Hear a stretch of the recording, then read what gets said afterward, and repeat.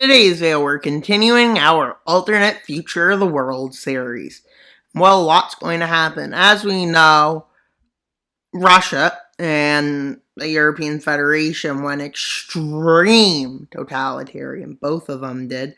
We know Iran went imperial, along with China annexing that. We see Grand Columbia annexed lands, and we see the North American Union is just chilling like it was before. But tensions start rising between Iran and Saudi, with it beginning with this war against Sudan, with Saudi Arabia being against Egypt's actions, but Iran supporting them. So quickly they cut off this, and well, Saudi support got in through Eritrea, but that's Ethiopia, with them cutting off a big chunk of what should be theirs, they believe, because it was historically. And by historically, that's like right now, literally. Well, this is like 100 years later, more than 100 years later. That would be like if, well, maybe let's say, I don't know, France claimed Belgium. That would be 200 years if they did it now today.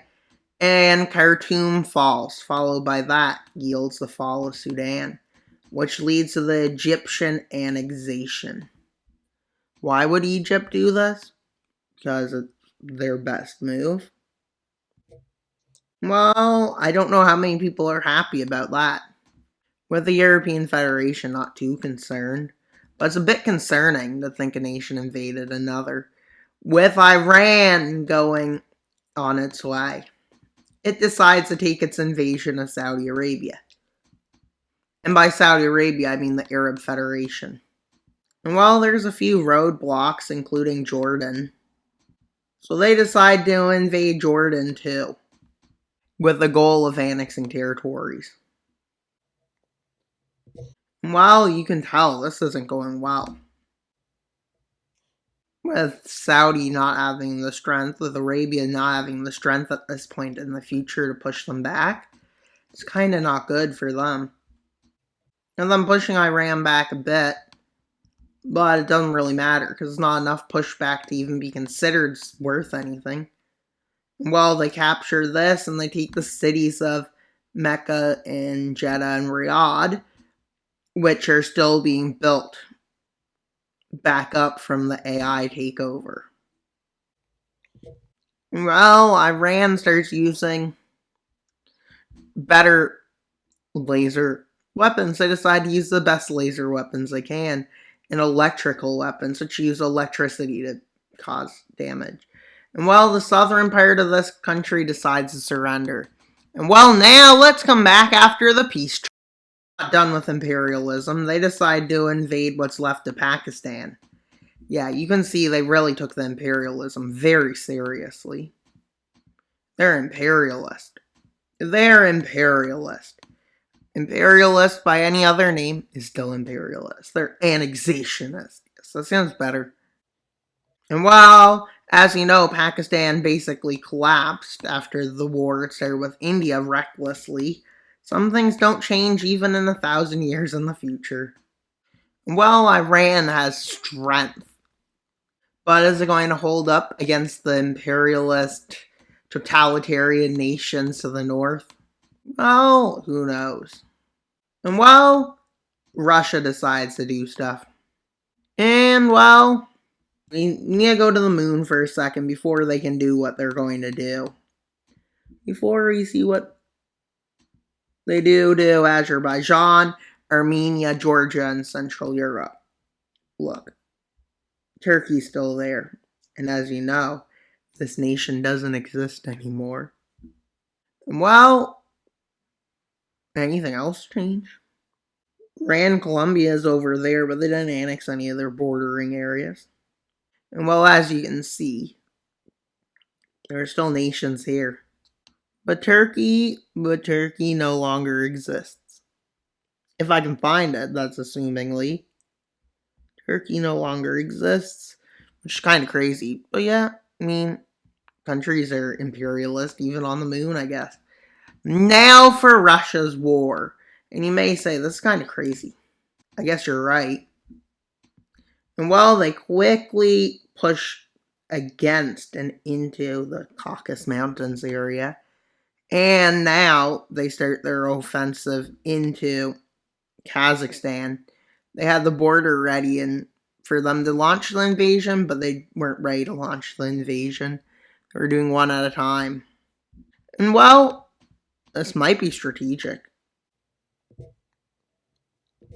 And well, they go in the south, with humans having varied. And well, you can't retreat from the front line here. It's illegal. And you know what else? They decided to get rid of all speaking, all rights. They decided what you work. The state tells you everything about you. The state chooses. You don't have a choice of what you do in life anymore. In this Russian totalitarian state, yes. See, it's just getting worse. And well, if you refuse to do what they offer you, you have two choices. You can go to war, which you're not allowed to retreat.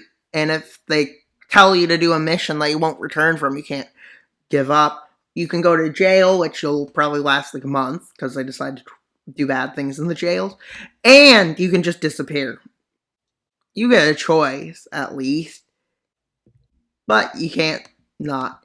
And you can't tell anybody about this. You're fully taken away. You're no longer the person you were if they take you over, because they just take you. And in the war, any retreating is treason. And while America has a plan, they call it democratic protection invasions. Yes, democratic protection invasions. The North American Union's right to do things. And while we can see this Russian totalitarian state form the Soviet Union, another totalitarian state, which is kind of crazy. But let's let the European Federation do something. Why didn't I think to use one of those for the thumbnail? It'd probably be cooler, honestly. But let's see. Maybe it didn't matter. Maybe that's the thing. And well, you can see this nation is up to no good. As you can see, this world is split. But the European Federation starts proposing worse laws. Anybody who's thought of as trading or having something from that country is executed. Yes, it gets worse. If you decide to go against what the country tells you, death. Yes, they just like that. And while you also can't surrender in this empire, surrender is, well, see it this way. There's a rifle behind you. So if you surrender, that may or may not go off. And well, just don't speak. Or you will be put on either direct death or be put on a thing in war that costs death. And while I should have came up with a name for the person in charge. That's a mistake. That doesn't matter. Whoever it is, we can just call it Mr. President. And while the Nordic Union manages to push them back. But guess what? All the soldiers who were a part of that, you know where they are? In jail, maybe? Nope. Worse. Death. That's what they were given. Yeah, complete control. Mr. Fanatical Controlling President. Yeah, let's call him that. As they invade Ireland. And well, since the Nordics resisted and pushed back, well, a bunch of their cities, towns, and places get burnt to the ground. Yes. So no, it's not fun to be a part of the Nordic Union.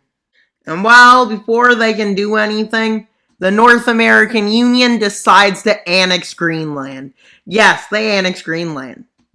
And well, as you can see, all these winnings from the war are expanded into the empire.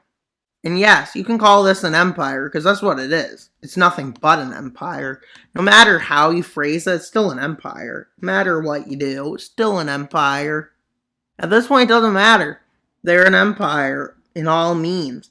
Actions, work, how it works, how big it is. It's just a big empire. And while you may say, what's the North American Union going to do with Greenland? Well, they've realized there's a threat to democracy in their home soil, they call it. Yes. They become paranoid. Yes, paranoid democracy, we'll call it. And you know what? It's kind of fun to say weird things about democracy. They think Canada is going to shift sides. But I hate to tell them, no, they're not. But okay, you can believe that.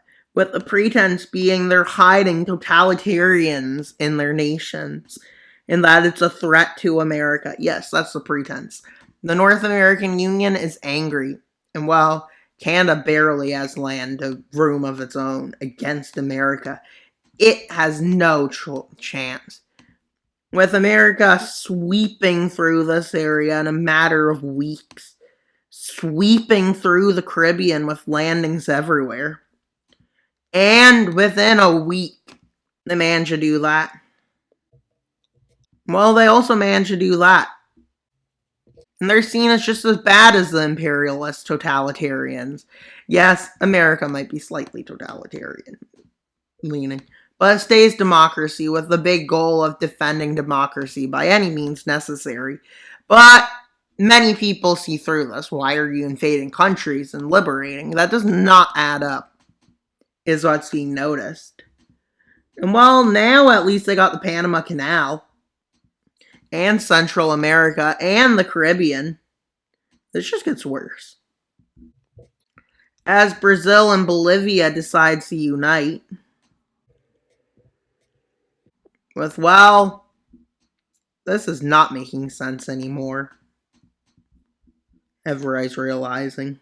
And well, China figures out where to test its capabilities. And they're going south, if you can hint.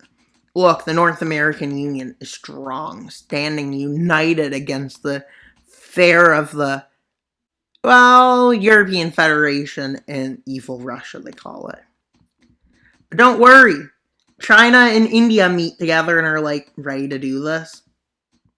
Their goal is to conquer the world. It's kind of scary. They're working together now. Everybody's so paranoid all of a sudden about their enemies and friends. But India and China are chilling together as they invade Indochina like there's nothing to it. Well, let's see the peace treaty. And India taking over Myanmar and parts of Thailand.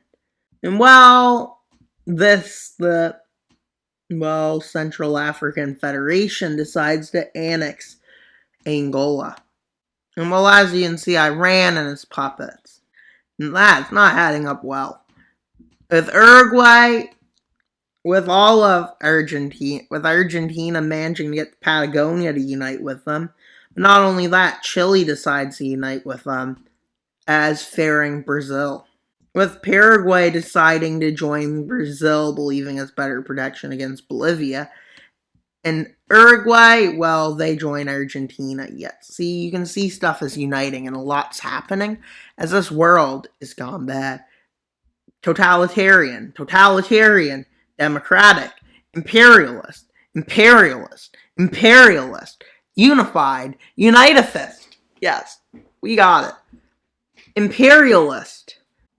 And well, yeah, well, that's all the imperialists. Because we're down to like very little nations. We're soon going in North America. We're down to 5 nations. Think of that. Africa, well, that's a lot more countries. That's a lot of countries, honestly. It has, well, 5 in the north. In the center has 3. That's 8, 9. They got 9 countries. While Europe got 3. Asia got, well, see, the Middle East got 5, I mean. And East Asia has, well, 4 nations. Oceania got 3, 4, 5. So you can see there's not many nations. 5 and 9 is not a lot. If you put 5 and 9 together, you get 14. Well, I mean, that's true. I mean, well, it's like in this area, it's definitely less than 40 countries, I would say. Might be more because I haven't been counting. I just put numbers. I just said how many there is. I didn't put it together. And well, let's look at the moon. Well, I don't see anything happening besides this. Central American Union is not free anymore. Peru and Bolivia united, but they're not next to each other. And while Panama is part of the North American Union, and that's pretty much all for today's video. Please like, subscribe, and comment. Wild Mapper out, but not until you subscribe. Bye, guys!